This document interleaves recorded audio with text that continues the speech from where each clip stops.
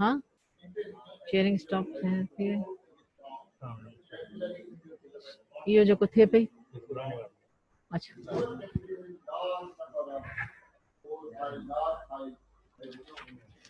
okay. Assalamu alaikum. Today I am going to deliver the second lecture of the anesthesia, and it is regarding the pharmacology of the anesthetic agent. In this lecture, we are basically going to teach you about the intravenous anesthetic agents, inhalational anesthetic agents, muscle relaxants, and local anesthetic agents. For the ease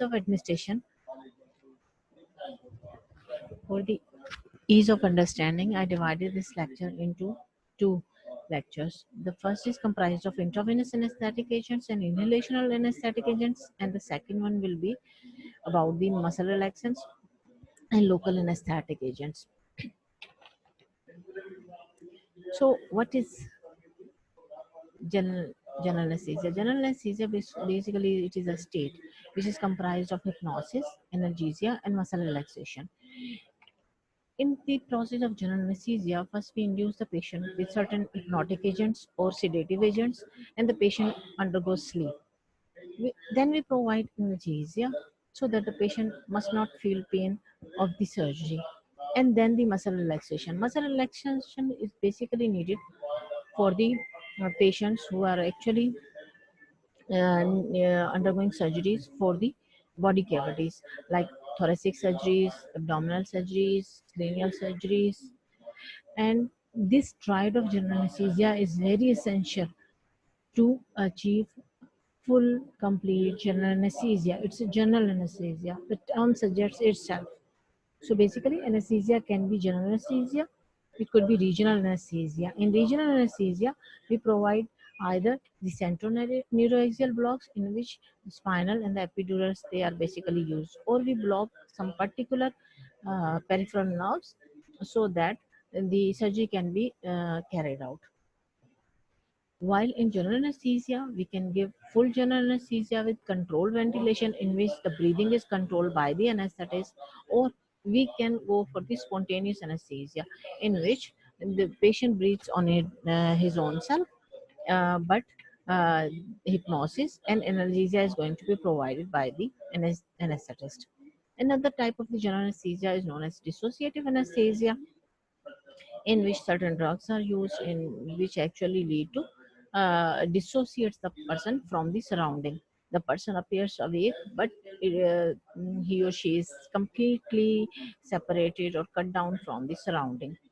In that kind of anesthesia, hypnosis is there, analgesia is there, but no muscle relaxation is there. During general anesthesia, if it is controlled, then the airway must be maintained by the endotracheal intubation. But if the person is breathing on his own, it is spontaneous breathing, then we insert a supraglottic airway devices like IGL or LMA, so that the airway must not be compromised during the general anesthesia. So general anesthesia produces certain effects. They may be sensory, cognitive, motor, and autonomic. Sensory effects produced by general anesthesia is the absence of the intraoperative pain. The patient must not feel any kind of pain during the surgery. Then regarding the cognitive effects, there must be no awareness during the intraoperative course, and there must be no recall of the events that take place during surgery. There must be no movement, and adequate muscle relaxation must be there so that the surgeries that carried out on the body cavities can be undertaken smoothly. While there must be no abrupt hemodynamic response like tachycardia or hypertension during the surgery, and tearing, flushing, sweating must be absent during the general anesthesia. So ideal general anesthetic must induce anesthesia smoothly and rapidly and permit rapid recovery. As soon as the administration ceases, the recovery process must be started. There must be high therapeutic index, and there with wide margin of safety, and least side effects should be there, or minimum adverse effects should be there. What are those adverse effects? The important adverse effects are post-operative nausea, vomiting, cardiovascular depression, respiratory depression, toxicity, and respiratory irritant effects of the volatile anesthetic agent. The last one is basically concerned with certain agents like isoflurane or desflurane, which have very pungent smell and they cause irritation of the respiratory tract. There are so many advantages of the general anesthesia that is very quick to establish, it never fails to work, and there are no absolute contraindication. It can be provided to any patient. But on the very other hand, we use lots of drugs, so there is polypharmacy of the drugs, and it produces effects on various systems. There may increase chances of the hypersensitivity reactions.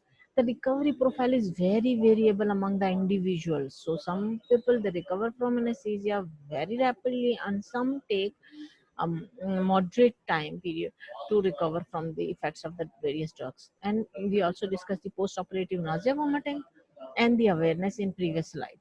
So these are the disadvantages commonly seen. We use polypharmacy. So whenever you visit anesthesia workstation or machine, you will see lots of agents placed over there.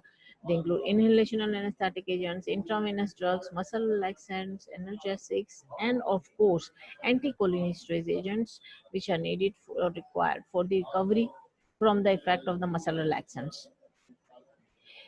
Let's start with the inhalational anesthetic agents. So, inhalation agents are the most common drugs used to provide general anesthesia. They are often potent because providing just 1 to 2% of an inhaled anesthetic mixed with the oxygen is typically sufficient to establish a state of general anesthesia, which is termed as they are termed known as volatile because they are available in a liquid form, and we pour them into the special instruments, equipments known as vaporizers, which you can see over there. The purple one and the yellow one with their dials that adjust the concentration of these volatile agents when and turn them into the um, vapor forms in the gaseous form. So these liquids they are changed into the vapor form and then they are delivered to the patient.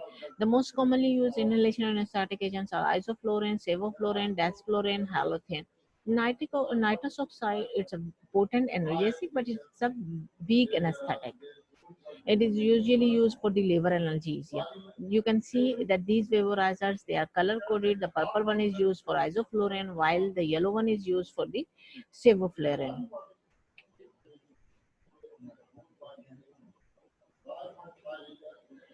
How these inhalational anesthetic agents they produce their effect? There are various theories. The Mayer-Overton rule is the most common one, and it states that the inhalational anesthetic agents they are very potent, and their potencies they are relevant to the lipid solubilities. The more lipid soluble the agent will be, the more effective, more rapid effect it will cause. GABA enhancement is another theory that is given that they act through the GABA system, and they increase and they enhance the negative effect of this GABA uh, neurotransmitters. They may also act through the NAMDA receptors and acetylcholine receptors. You can see over here that there is an anesthesia machine workstation which is connected through a breathing circuit from where the fresh gas flow along with the oxygen and the volatile agents is shifted to the patient. The, this gene, then you can see that this is the fraction of the inspired gas, alveolar fraction of that volatile agent in the oxygen, and then there is a fraction of that volatile agent in the oxygen in the blood also, and then finally it reaches to the brain. In order to have an effect on the patient, inhalation anesthetic agent they must inspired after having been delivered from the breathing circuit.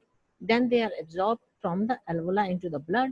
Then into from the blood they are transferred from the lungs into the targeted tissues, and then they are absorbed from the blood into the targeted tissue, that is the brain. And whenever the recovery takes place, the sequence is just reversed. These changes are reversed during recovery from the inhalation anesthetic anesthesia, and the inspired gas tension it fails to zero, and a series of diffusion gradients are established between the partial pressure of the anesthetic into the CNS and the exhaled vapor. From over here you can see the properties of the various anesthetic agents, and you can see that nitrous oxide, its onset is very rapid, and another rapid agent is the isoflurane, sevoflurane, and the desflurane. But isoflurane and desflurane, they are very pungent and irritant to the respiratory system. That's why they are usually not used. While on the other hand, halothane and the sevoflurane, they are having very sweet smells, so they are the induction agent of choice in the pediatric population. The recovery from the halothane is very low, so that's why it is due to the delayed recovery. It is not agent of choice nowadays. The most commonly used agents are nowadays are isoflurane and sevoflurane. Desflurane needs separate vaporizer that is the electrically controlled, and which is not available in most of the centers in Pakistan. Then now comes the intravenous anesthetic agents.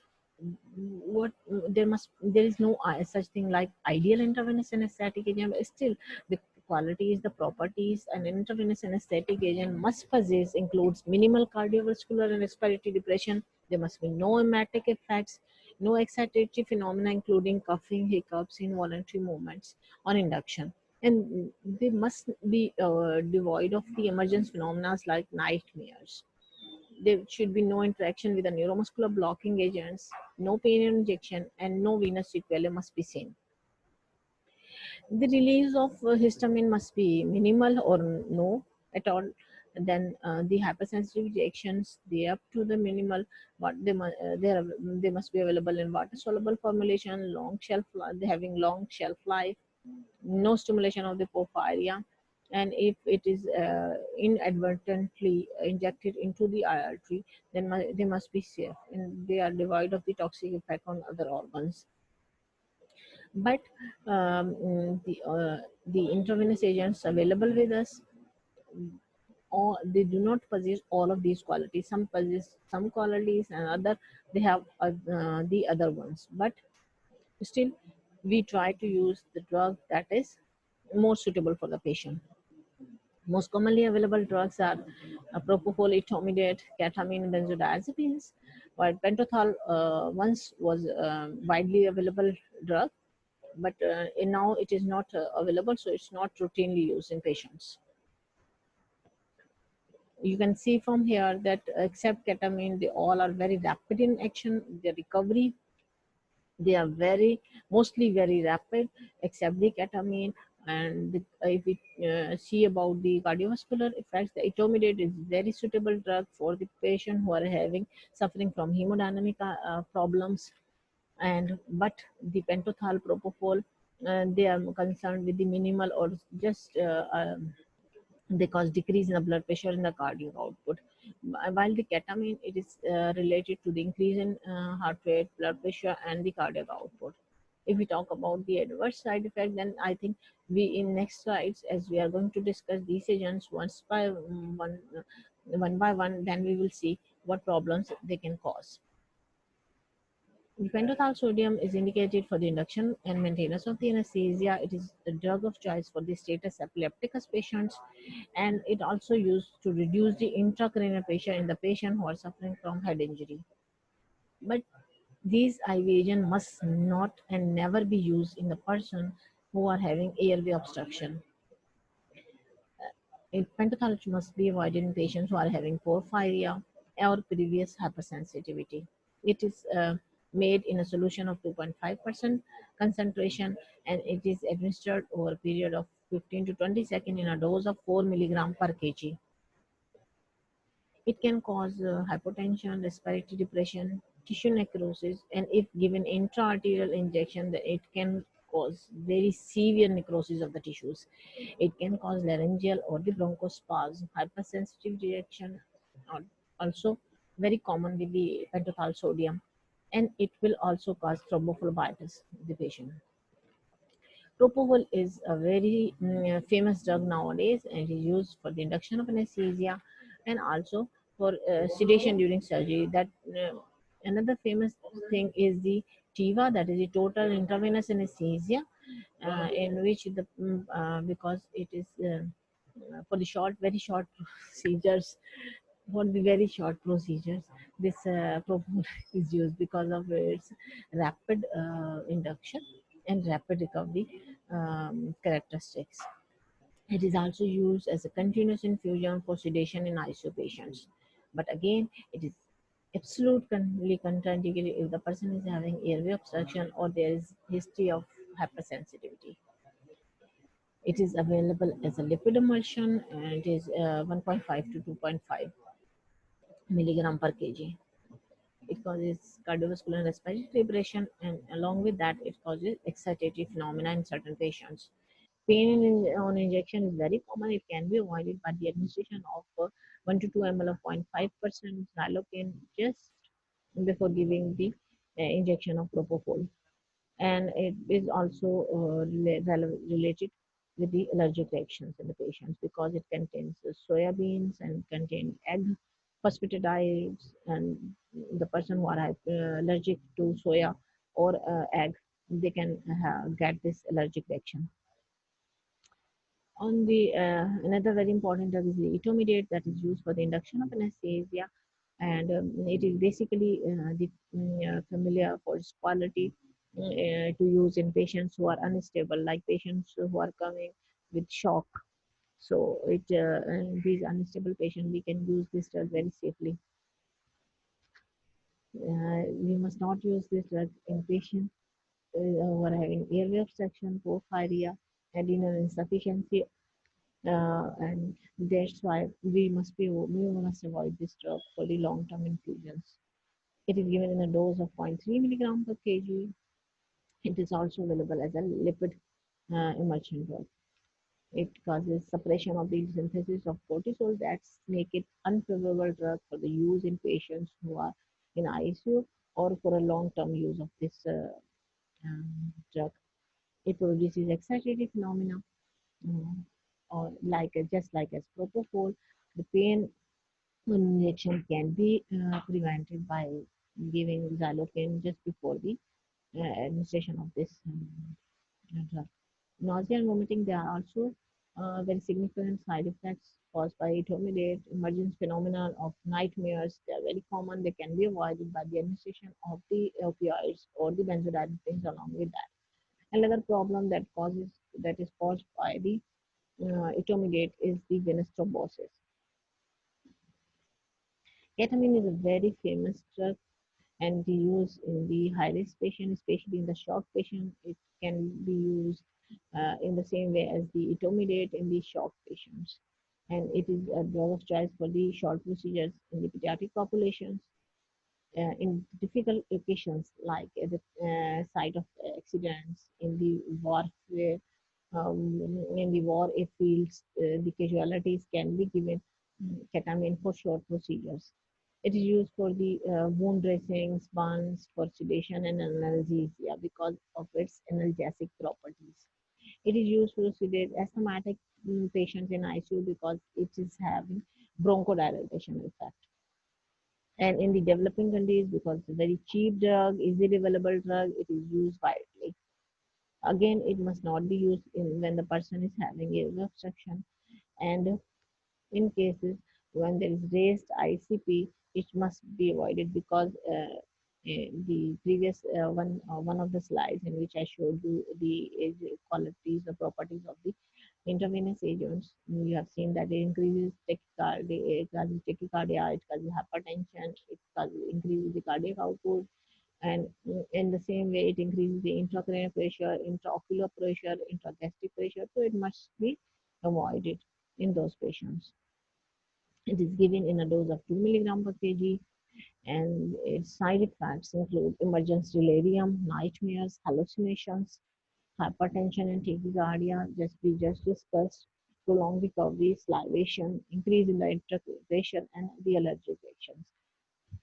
These emergency delirium, nightmares, and hallucination can be avoided by the co-administration of the opioids and the benzodiazepine if the patient is well pre-medicated. as we discussed in the first lecture of anesthesia about the pre-medication and pre-operative assessment. In pre-medication, if there's co-administration of the anti-salivatic agents and anticholinergic agents like glycopyrrolate is given, then this salivation can be prevented. If we give opioids and the benzodiazepine in adequate dosage, then these emergent delirium, nightmares, and hallucination can be well avoided. So with this, I am completing my first lecture on the general anesthetic agents. And in the next upcoming lectures, we will discuss the second part of this, that is regarding the neuromuscular blocking agents and the local anesthetic agent pharmacology.